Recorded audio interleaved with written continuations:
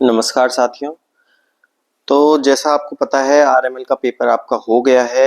ये आरएमएल की जो पोस्ट निकली थी 2024 में आपकी पोस्ट निकली थी। पेपर हो गया है तो बहुत लोगों का क्वेश्चन आ रहा है कि क्या कट ऑफ जा सकती है। जैसा कि आपको पता है कि इसका 7 तारीख को हुआ है कौन सा एग्जाम, स्क्रीनिंग एग्जाम। तो मेंस जो एग्जाम है वो जो है होना बाकी है। तो इस वीडियो में हम बात करेंगे कि क्या मेंस की मतलब मेंस के लिए जो स्क्रीनिंग एग्जाम है उसकी क्या कट ऑफ जा सकती है, मेंस का पेपर का पैटर्न कैसा रहेगा। जैसा कि बहुत बच्चों के डाउट्स आ रहे हैं कमेंट सेक्शन में कि कैसे प्रिपरेशन करें मेंस की, या फिर मेंस में भी सेम पैटर्न रहेगा एग्जाम का, या फिर जो अगर कट ऑफ है उसका पैटर्न क्या रहेगा, 50% किससे लेके आने हैं, कैसे लेके आने हैं। तो ये सारी बातें हम करेंगे, ठीक है। तो देखो, इसको समझने के लिए आप ये समझिए कि इसका 2024 में डायरेक्ट रिक्रूटमेंट का निकला। वहां पे इन्होंने ये बोला था कि हम कॉमन रिक्रूटमेंट टेस्ट लेंगे और सीबीटी बेस लेंगे, ठीक है। लेकिन उसके बाद इन्होंने एक नोटिस निकाला, ठीक है। उन्होंने ये नोटिस निकाला 11/8 की डेट में, 25 की डेट में, कि हम यहाँ पर 2 एग्जाम्स लेंगे, एक लेंगे हम स्क्रीनिंग टेस्ट और एक लेंगे हम मेंस टेस्ट, ठीक है। और उनके आधार पर हम मेरिट लिस्ट बनाएंगे और ये करेंगे, ठीक है। तो हमने पहले भी बोला था कि पेपर का लेवल जो है बहुत इजी आने वाला है, क्योंकि स्क्रीनिंग टेस्ट है, इजी लेवल आता है, प्लस आरएमएल, केजीएमयू, एफपीजीआई इनका लेवल जो है हमेशा से ही इजी आया है।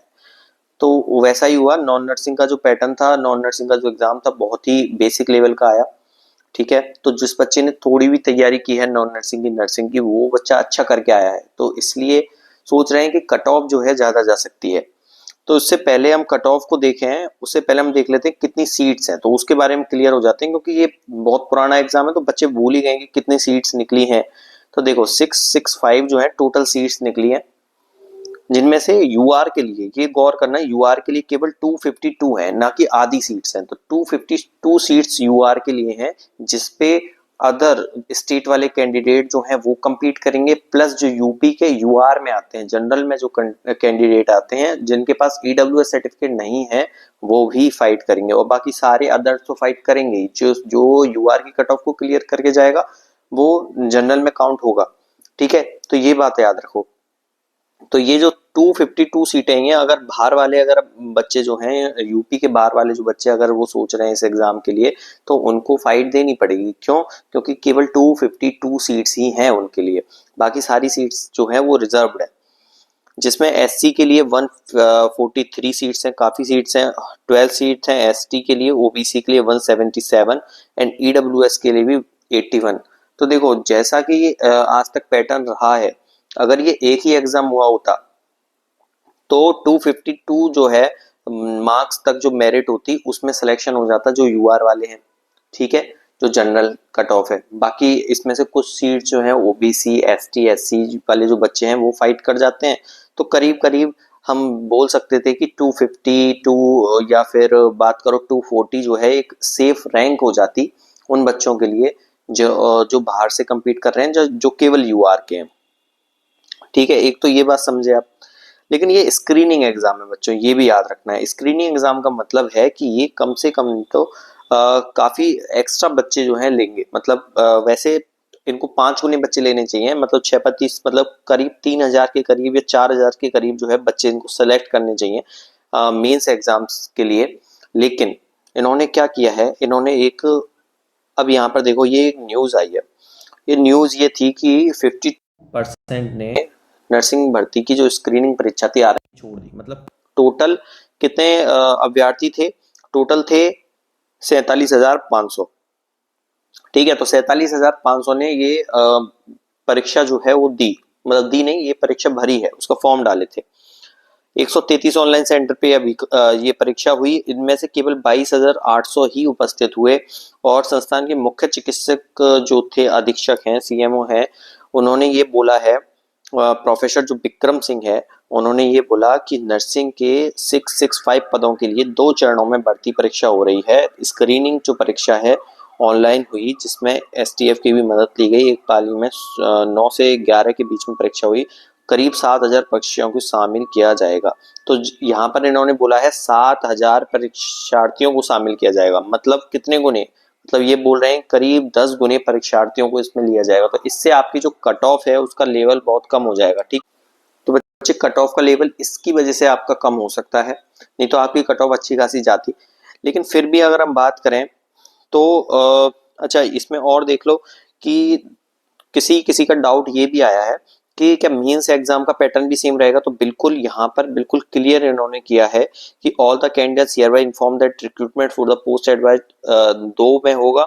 उसके अलावा इन्होंने ये बोला कि ओनली दोज कैंडिडेट जिन्होंने स्क्रीनिंग एग्जाम एलिजिबल किया है to appear for mains examination, the marks obtain in the screening examination not consider final, it will only be qualifying marks for appearing the mains exam.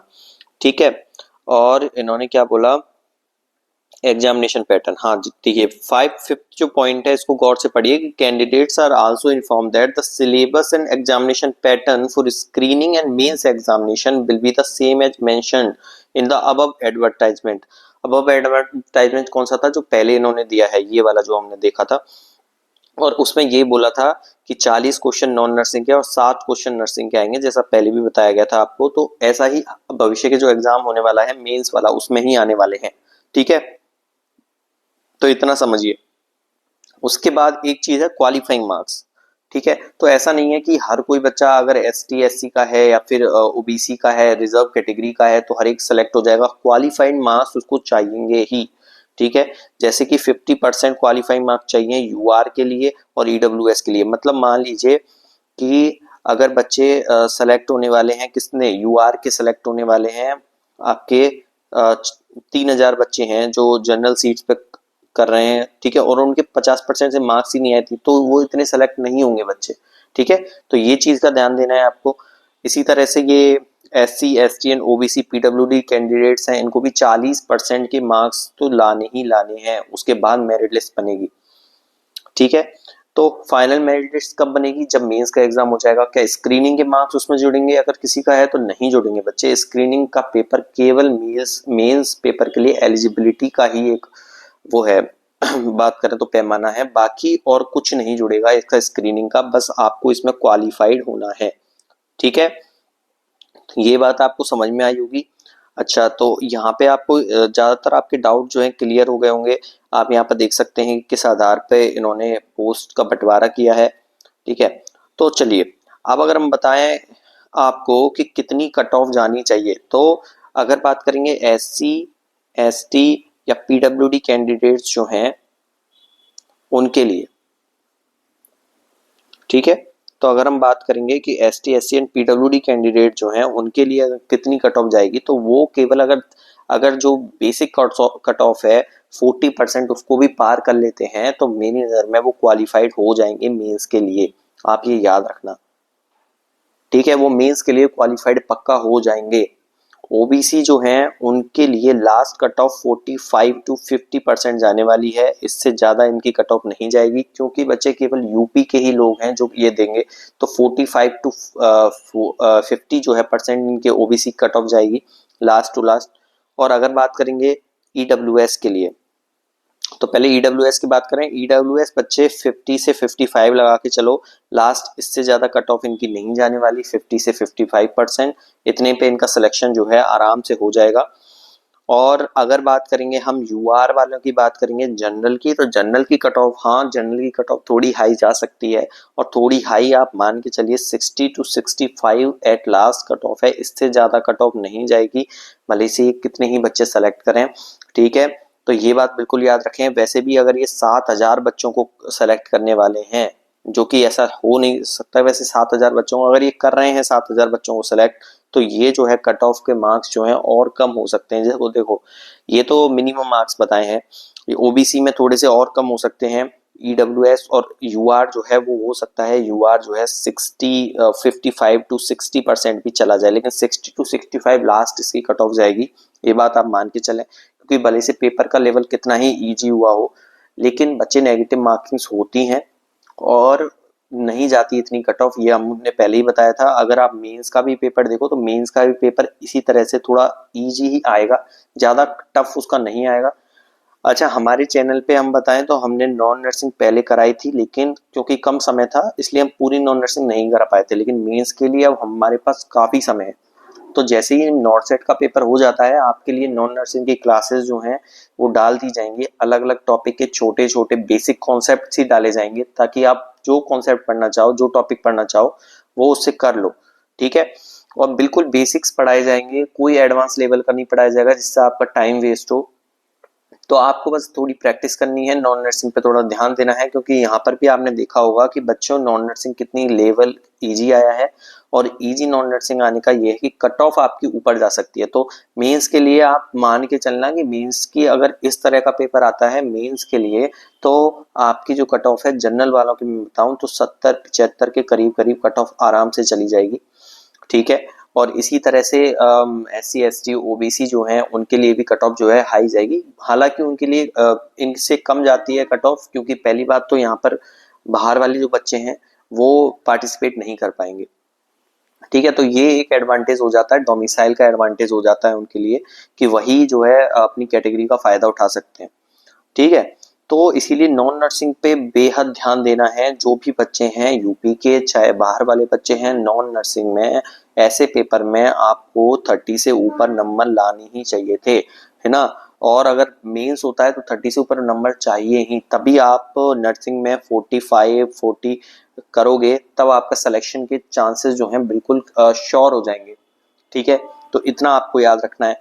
दूसरा हम बताएं तो हमारे जो channel है ये उस पे PR यादव के हम सॉल्यूशंस करा रहे हैं, PR यादव का सॉल्यूशन करा रहे हैं, MCQs करा रहे हैं। उसके जो वॉल्यूम 2 है आपने देखी होगी, वॉल्यूम 2 5th एडिशन वॉल्यूम 2, उसके सॉल्यूशंस कराते हैं हम। तो वो आप अटेंड कर सकते हैं, उससे आपके जो बेसिक्स हैं वो बहुत क्लियर हो जाएंगे। बाकी PR यादव को हम एक नए तरह से सॉल्व कराते हैं कि हम उसका एक एक ऑप्शन जो है आपको बताते हैं, ठीक है। फिर भी उसके अलावा हम कोशिश करते हैं कि हर क्लास में 1 आवर की क्लास में हम 20 to 30 MCQ कराएं, ताकि अगर कोई बच्चा मान लीजिए 2x में वो क्लास आधे घंटे में खत्म करे तो उसके 20 से 30 क्वेश्चन तैयार हो जाएं। उसके अलावा भी हम जो डिटेल्स बताते हैं उसमें उससे आपके 10-20 क्वेश्चन एक्स्ट्रा ही तैयार हो जाते हैं, ठीक है बच्चे। तो बस आपको क्या करना है, मेहनत करना है, क्लासेस देखनी है। कोई डाउट हो आप क्लासेस में डालें, हम अगली क्लास में आपको, क्योंकि ये रिकॉर्डेड क्लास है, ठीक है बच्चे, हम लाइव क्लास नहीं ले पा रहे हैं अभी, और ये रिकॉर्डेड क्लास है, इसीलिए आपकी अगली क्लास में उसको जो है सॉल्व करा दिया जाएगा। जैसे ये लाइव क्लास चालू होंगी अगर हमारे चैनल पे, तो आप बिल्कुल हमसे लाइव जो है डाउट पूछ सकते हैं, हम तभी के तभी क्लियर करा देंगे आपके डाउट्स को। दूसरा, कोई कोई बच्चों के और डाउट्स आए हैं नॉन नर्सिंग से रिलेटेड, तो हमने ज़्यादातर सॉल्व करा दिए अपनी नर्सिंग वाली क्लास को ही। आप अगर देखेंगे RML की जो स्क्रीनिंग उसमें नॉन नर्सिंग के डाउट करा दिए हैं। अच्छा, एक क्वेश्चन जो था वो गलत बता दिया था कि आपकी जो इंडस रिवर का शायद पूछा था क्वेश्चन कि इंडस रिवर इंडिया में कहाँ से निकलती है, तो वो लद्दाख से निकलती है बच्चे। जिसका लद्दाख आंसर है बिल्कुल उसका राइट आंसर है, जम्मू कश्मीर नहीं होगा उसका, तो उसके लिए सॉरी। और लद्दाख आंसर उसका बिल्कुल सही आंसर है। तो ये हमने बता दिया आपको, ठीक है। कट ऑफ के बारे में आप बिल्कुल, अगर जिसके इन कट ऑफ को क्लियर कर रहे हैं वो मेंस की तैयारी चालू कर दें, उसमें कोई बिल्कुल दिक्कत नहीं है। और अच्छा, नॉन नर्सिंग इंपॉर्टेंट इसलिए भी हो जा रही है क्योंकि लग रहा है कि KGMU का एग्जाम जो है उसका एग्जाम भी 1-2 महीने के अंदर अंदर हो जाएगा, डेट आ जाएगी, ये बात याद रखना बच्चे। ऐसा सुनने में आया KGMU का एग्जाम, ऐसा चल रही है KGMU में बातें कि 2 महीने के अंदर अंदर ये एग्जाम जो है करा दिया जाएगा जल्दी से जल्दी। तो प्लानिंग इसकी चल रही है। अच्छा, इसका 2 स्टेज में होता है, 1 स्टेज में होता है, इसका कोई अभी कुछ नहीं बता पाया है। लेकिन अब जो भी होगा, अगर 2 स्टेज में हो 1 स्टेज में हो तो आपको तैयारी के लिए बहुत कम टाइम मिलेगा। तो आप नॉन नर्सिंग अपनी कंप्लीट करके डालो, नर्सिंग के बेसिक्स करते रहो, ताकि जैसे ही अगर एग्जाम हो आप बिल्कुल सेलेक्ट हो और सेलेक्ट होके लखनऊ आए, ठीक है, फिर हमसे मिले, ठीक है। तो बिल्कुल बेस्ट ऑफ लक, ठीक है, इस अपने सारे एग्जाम्स के लिए। और जो नॉट सेट जो जिनका एग्जाम आने वाला है उनके लिए भी, कि बिल्कुल तैयारी में कोई ढील ना छोड़ें। हो सकता है आपका एम्स नॉट सेट जो है निकल जाए। बिल्कुल प्री का जो पेपर है उसका सॉल्यूशन भी हम इस चैनल पे आपको डाल देंगे जल्दी से जल्दी, जैसे ही हमारे पास क्वेश्चंस आएंगे बिल्कुल एक विस्तृत सॉल्यूशन डाला जाएगा, जिससे आपके और जो है इर्द गिर्द वाले कॉन्सेप्ट हैं वो भी काफी क्लियर हो जाएं, ठीक है। तो इस पर बस बने रहें, फॉलो करें इस चैनल को, सब्सक्राइब करें और शेयर करें अपने दोस्तों के साथ, ठीक है। चलिए, धन्यवाद।